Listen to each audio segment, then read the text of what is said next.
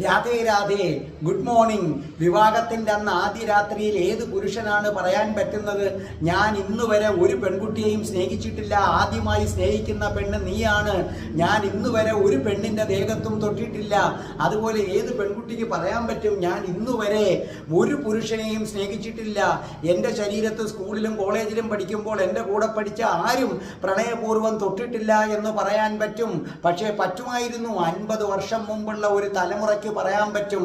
കാരണം അന്ന് മിക്സഡ് സ്കൂളില്ല, ആണും പെണ്ണും ഒന്നിച്ചിരുന്നല്ല അന്ന് പഠിച്ചത്. ഞാൻ BSc വരെ പഠിച്ചിരുന്നത് ആൺകുട്ടികൾ മാത്രം പഠിച്ചിട്ടുള്ള സ്കൂളിലും കോളേജിലുമാണ്. ഇന്നും കൊല്ലത്ത് പ്രശസ്തമായ പല സ്ഥാപനങ്ങളും അങ്ങനെയുണ്ട്. കൊല്ലത്ത് വിമലാഹൃദയം, സെന്റ് ജോസഫ് ഇതൊക്കെ പെൺകുട്ടികൾക്ക് മാത്രമുള്ളതാണ്. സെന്റ് അലോഷ്യസ്, ക്രിസ്തുരാജ് 10ാം ക്ലാസ് വരെ ഇതൊക്കെ പുരുഷന്മാർക്ക് മാത്രമുള്ളതാണ്.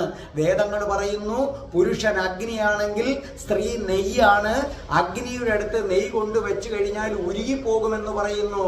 അങ്ങനെയാണെങ്കിൽ നിങ്ങൾ നിങ്ങളുടെ പെൺമക്കളെ ഇല്ലേ, പ്രത്യേകിച്ച് ഹോർമോൺ ഡെവലപ്പ് ചെയ്യുന്ന ഈ പ്രായത്തിൽ രാവിലെ 10 മണി മുതൽ വൈകുന്നേരം 4 മണി വരെ മിക്സഡ് സ്കൂളിൽ കൊണ്ടുചെന്ന് ചേർക്കുക എന്ന് പറഞ്ഞാൽ അഗ്നിയുടെ അടുത്ത് നിങ്ങളുടെ മകളായ നെയ്യിനെ കൊണ്ട് വെച്ചു കൊടുക്കുകയാണ്.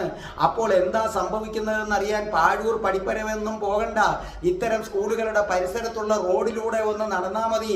പിന്നെ ട്രെയിനിൽ കയറിയാൽ പറയണ്ട, ഭാര്യയും ഭർത്താവും പോലും അടച്ചിട്ട മുറിക്കുള്ളിൽ പോലും ഇത്രയും സ്വാതന്ത്ര്യത്തോടെ പെരുമാറുമെന്ന് പറയാൻ വലിയ പ്രയാസമാണ്.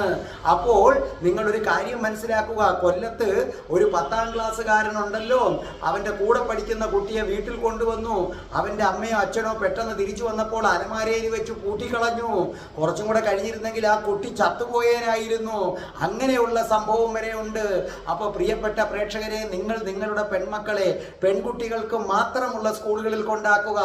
പ്രൊഫഷണൽ കോളേജുകൾ വരെ ഇപ്പൊ എഞ്ചിനീയറിങ്ങിനൊക്കെ അങ്ങനെ തുടങ്ങിയിട്ടുണ്ടെന്ന് ഒരാൾ പറയുന്നത് കേട്ടു. അതല്ല, വേറെ നിവർത്തിയില്ലെങ്കിൽ നിങ്ങളുടെ മക്കൾ മിക്സഡ് സ്കൂളിൽ തന്നെയാണ്, ഇനി മാറ്റാൻ പറ്റത്തില്ലെങ്കിൽ ഒന്നുമില്ലെങ്കിൽ അവരെ നിങ്ങൾ സ്കൂളിൽ കൊണ്ടുവിടുക. നിങ്ങൾ തന്നെ ചെന്ന് തിരിച്ചു വിളിച്ചു കൊണ്ടുവരിക.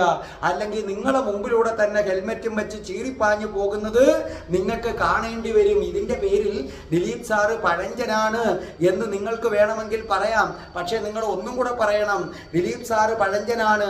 അതുപോലെ പുരുഷൻ സ്ത്രീയും പുരുഷൻ തീയും സ്ത്രീ പിന്നെ നെയ്യുമാണെന്ന് പറഞ്ഞ ഋഷീശ്വരന്മാരുണ്ടല്ലോ, അവര് ദിലീപ് സാറിനേക്കാൾ 6 പഴഞ്ചന്മാരും ബോറന്മാരുമാണെന്ന് പറയേണ്ടി വരും. Good morning. രാധേ രാധേ, ഓ രാധേ രാധേ, രാധേ രാധേ, ഓ രാധേ രാധേ.